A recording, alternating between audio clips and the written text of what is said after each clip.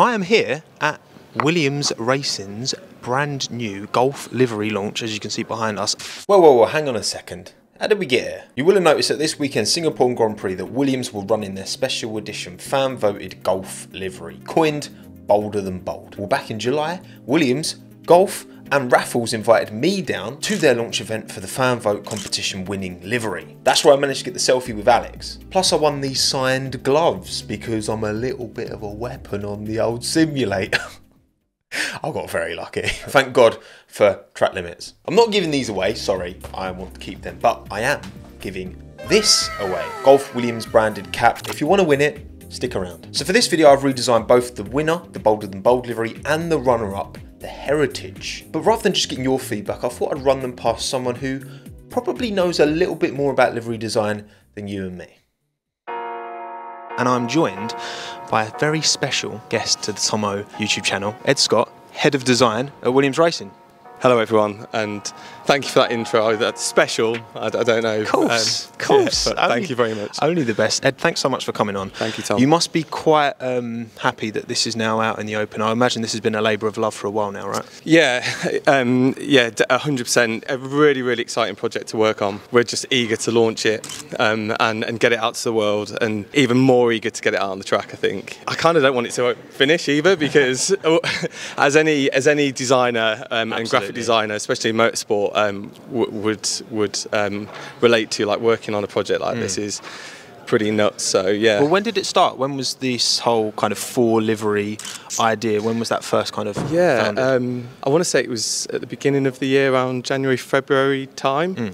I had the call from partnerships, the partnerships team at Williams Racing, and put the feelers out there that Golf were interested in doing something special with a livery. We always had it in our mind that we were going to do a one-off livery anyway. Got this call saying, yeah, I think we're going to do more than just a one-off livery. We want to do something big, and in true Williams style, we want to, like, blow the doors off of it and do something that really is going to resonate with the fans. Instantly got straight on the phone to the partnerships team, got on a meeting with Golf and started ideating how, not necessarily how things will look, but how we can actually activate it. What does this project look like? How can we engage fans and make something really big from it? So how quickly did you settle on 4 liveries, 4 ideas, to go almost like that kind of semi-final knockout, to get to the final and then to get to the final livery? Was that an idea you set on quite early? Because it makes a lot of sense. You know, fans have always got an opinion.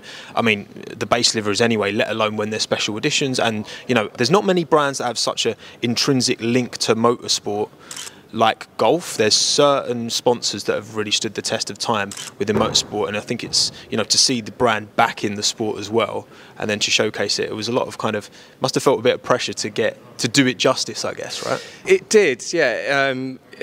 There was a bit of pressure there, but also, without sounding, I don't want this to come across the wrong way, but you kind of struggle to get it wrong with Golf. Like, you have to really do something. The colour palette is so strong. Yeah, it's such a strong and identifiable colour palette that you've kind of got to do something really wrong to get a Golf livery wrong. As long as you keep it simple, it'll always look awesome. Or Ed, I have done my own versions, which we will look at shortly, and hopefully I've not. I can't wait to see it, Tom. Because somehow I've managed to mess it up. Somehow, we'll see. I'm very sure you haven't. We'll see. But so obviously, Bolder Than Bold is the winner. Yeah. Briefly, though, I want to talk about Heritage, because it was very tight, as far as I'm aware, in terms of the spread of votes. The voting system, the voting spread. Heritage, Golf, so many of these Golf liveries, and we've got some here today. We've got the Porsche. There's so many classics. Was that the first one you settled on? Was there a particular kind of order of the designs, that how they kind of came to you versus the Bolder Than Bold? Yeah, so, well, first of all, we had, like I said earlier, we were trying to ideate how do we actually activate this? Like, what does that mechanism look like? Do we design one livery? Do we get other people to design the livery? Do we make it a collaboration with an artist? What do we do? So it was coming up with that concept first. Once we had that in the bag and we knew how we wanted to sort of get this out into the world and make it into the activation it is, it was coming up then with what were the narratives behind each design. Once we have that narrative and we have that story, then the design then follows. Naturally, yes, I started straight away, let's get a heritage one in the bag, and that, because it's the most iconic and arguably the not the easiest to design, but the one that's the most obvious. It's the most kind of recognisable. Exactly. I guess, yeah. And then from there, it was, well, how do we do this and approach this in a different way, doing justice to the brand? Yeah. And that was a difficult part. So we went away, we worked with Gulf and the internal Williams team to get those narratives and that story in place for each livery. And once we had that, it was just a case of going out, blowing the doors off of it and having fun, and then coming up with some very, very different designs that all very much resonated Gulf oil. Yeah. But in totally different formats. The Bolder Than Bold livery is actually one of the first ones that I started to work on, because I've always wanted to do a livery that's got an angular camo in it. Yep. And I figured that if we're going to do something bold, then why don't we just make it bold and get it in there and make it bolder than bold, and then make it pop with with that bright, almost fluoro orange. Yeah. And it's very clearly not the obvious thing that you would do for a Gulf livery, but at the same time, it still looks Gulf and it still looks absolutely awesome, and on track it will look very different to anything that they've done before, but at the same time you could get that and park it in a Rothko range and it would look right at home, but the subtlety is enough for it to, up close it really does shine, and it kind of looks like the angry child of the of the group, if you will. How many different revisions did this livery specifically go through, would you say? Because again, as a ex-graphic designer in my life before F1 YouTube, I can imagine it was quite a lot. No. Really? Really? Just one shot? Honestly. Done, finished. Completed it, mate. I'm going home. I'm knocking off early for the day. For this particular concept, it was minimal. I think there was like 2 or 3 variations that we did, and to be honest with you, it was more of a case of figuring out what do we do with the fluoro and with the orange application across the car, where we had to sort of play with it to get it to work. And there was like 2 or 3 iterations. We pretty much landed it straight away. We knew what we wanted to do with it, and it was there. So I was going to say, so where did you start? Did you start with the camo? Did you start with the sponsors? What was the kind of step by step? We always start with where the sponsors are sat, and then looking into the more of the techie side of the car, like where are the split lines in the car, how is the car put together, etc., which is kind of ingrained in what we do anyway. So we already had an idea of what that looked like. From there, it was figuring out, well, how do we want the colours and the base of the livery to flow? Where does the paint line start and finish, for example, on the bottom? How do we tie in the orange from the front to the back without it looking disjointed? And as soon as we had that sort of drafted out, it was a case of then adding the camo in, but tweaking it and getting all those little nuances right so that it didn't look too busy, because being a camo, you can really compress it and it can be quite a busy camo, where you can focus into it, make it a bit bigger and a little bit more discreet. There's 3 different shades, right? There's 4 different shades 4? of blue. Yeah, Okay. the lightest blue that you can see on there is the true Gulf oil blue, and then we've taken 4 colour spectrums from that. And actually, if you lay them out together, we just did it here earlier when we were reviewing stuff for On Track, and they all look the same. It's only when you then overlay them on top of each other they're actually quite different. Then it was getting the camo on, and then essentially we started to look at how do we get this orange chevron pattern flowing across the car without it looking too much and actually also looking unique and original. Yeah, okay. And then in terms of the paint finish, paint or vinyl? What you see behind me here is our show car. So for the show car, we've painted it. For the on-track car, it's a totally different process. That's a system that we can talk about off camera. Okay. This finish on this show car is probably more on the matte side of things. That's exactly how it'll be on. And that's how it'll be on. So how you see the livery on the car today behind me is exactly how amazing you will see it on the racing. And remind me which Grand Prix.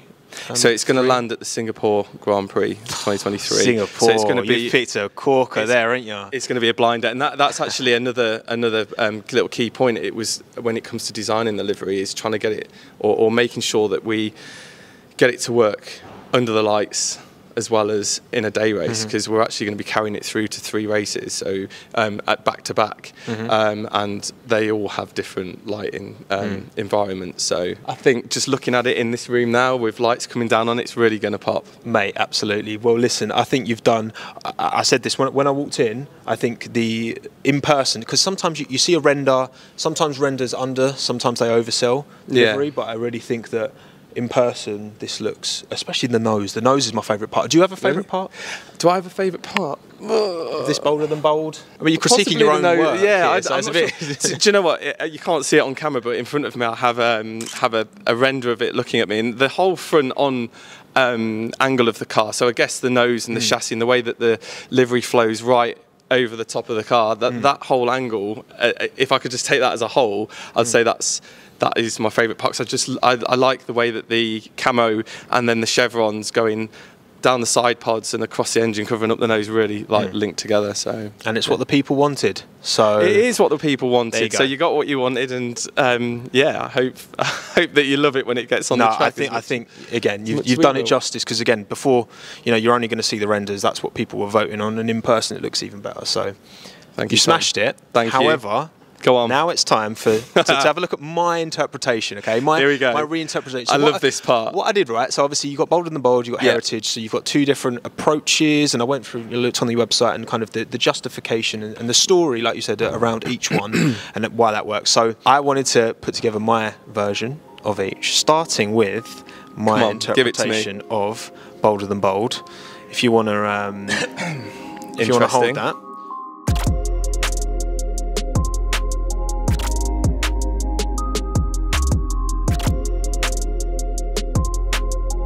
So that is the front. Are you guys going to be able to see this? I'll put an overlay on screen. You're going to put an overlay, okay? And I've got 3 pictures total. So when you're, so this one's bolder than bold, is it? This is bolder than bold. This is my version of numbers bolder don't work. Just putting it out there. No. So explain to me, why do the numbers not work? Sorry, Tom. I'm winding you up. No, so they do work. No, the numbers don't actually work. So you're not winding me up. I'm not winding you up. I'm just speaking the truth. So why don't they work? This is what I want to know, because I want to learn these things as we go on. So the legibility, right? Sometimes we've seen numbers on F1 cars. Yeah. Like I've got a few in mind, right, that you can barely read. Yeah. They are regulated. Right. Okay. So we have to put them in at a certain size with a certain keyline thickness, and they have to sit on a certain area of the car, which is really, really difficult, because then you might have something that looks really cool but it won't necessarily fit. Yep. Also, because of the angles on the rear of the car, you have to flow it over certain parts of body panels that can then actually warp them.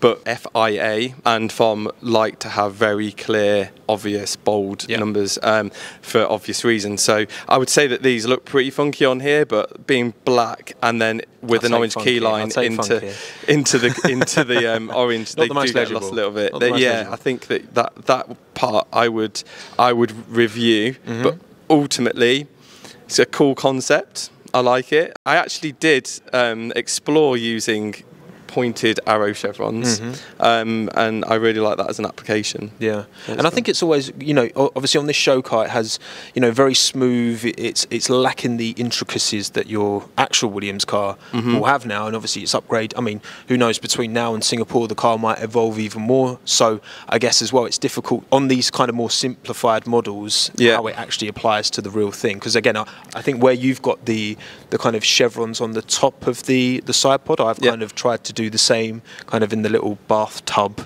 section of this. Whose model is this? Is this one that you've made up? Racing Studio. Okay, yeah, I was going to say, because it's 2023. An interesting model. I've never seen this one before. I think they go for a bit of everything. So they it's a hybrid. Exactly. Yeah, and that's cool. So hybrid. I would say that, shall I rate them? Yeah, absolutely. Absolutely. You know the YouTube game. I'll be fair. Okay, so I would give it a 7. Is that a 7 as in it's better than average, or is it? It's definitely better. 7? It's definitely better than average. Okay. And I'll tell you the pros first. Right? Pros are you've got all of the branding there or thereabouts in the right position. The one thing that always interests me when I look at stuff online is they just move the brands around. But ultimately, you've got everything there or thereabouts, because what people don't realise is that the commercial real estate on a Formula 1 car is like 200 mile an hour billboard ultimately. So we can't move things around. We have to keep that, and we have to be sensitive to those brands, and you've got them all in. So ding. And I think that it looks bold and original. I like how you've put this. Is it like a checkered pattern in the background? Yeah, so it's almost like a gingham. Yeah, gingham. I like that. Yeah, gingham. Like Argyle, sweatshirt you can wear to the golf. We've actually see what I did there. Yeah, to the golf. We may have created concepts like this before, but I'll talk to you about that off camera. But yeah, this is. I think that's cool, nice and original. And again, I think the chevron pattern that you've got on here is awesome as well. There's a reason why we didn't go down that direction. You've nailed it in terms of like the look and feel. Looks mega. The bits where I would question it are more, well, you've painted inside the air intakes from a technicality point of view. Paint line's quite low. It would get damaged a lot down here. Yep. There's like the halo as well. We would be a bit more careful with that. And you've painted it inside the cockpit.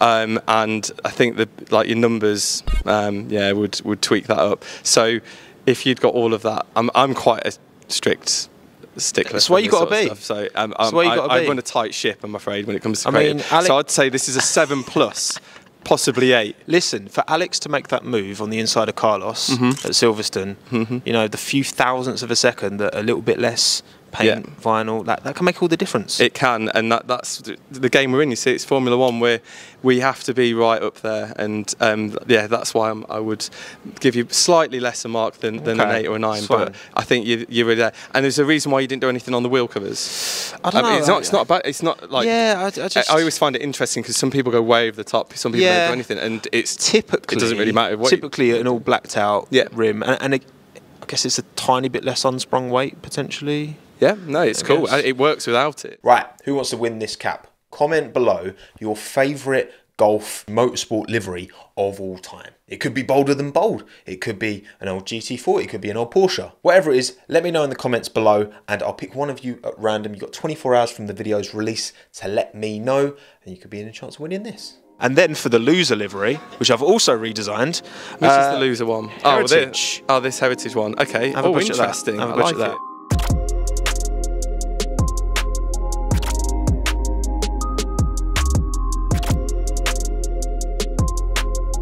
So, you said earlier about the numbers, so I made sure to put 23, not just on the side pod, but also in the little...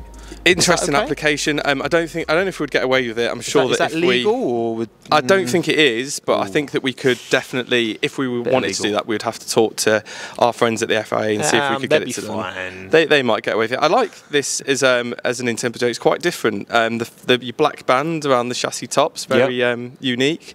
You've got most of the sponsors in there. I went quite kind of blocky, simple shapes, and again, given that retro. That's what it's all about. At, some of the old classic golf liveries. The most classic golf liveries, like what we've got behind us. They are just a blue solid colour with an orange detail on the bottom. So you've nailed it from that perspective. I'd give this as 8 and a bit. 8 and a bit. 8. Yes. We've made it, people. Yeah. I'm glad you gave that an 8, and I'm glad you gave my first one a 7. That's an average of what? That's 15 out of 20. That's good, mate. That's good. I'll take that. I'll take that. Tom. No, you've done well. Thank you for your time. Thank you, man. And thank you for creating this beautiful. You're more than welcome. livery. And let's hope, fingers crossed, and maybe many more in the bag in the future. But let's wait and see. We know Logan's picking up his first points in this. Don't you worry. If Logan picks his first points up in this, if he does it in this, I think we should start a campaign for him to dye his hair orange. But yes, I'd say that's an official announcement. I reckon Tom can get that going. Yeah, it wouldn't take 2 seconds for Alex to do it. But yeah, that'd be cool. Right, perfect. Tom, thank you. Thanks again to Williams Golf and Raffles for putting on the incredible event back in July. Such a good time. And thank you, Ed, as well. Great lad. Like and sub if you enjoyed this one. My name's Tommo. Thanks again. Have a good one. Ta-da.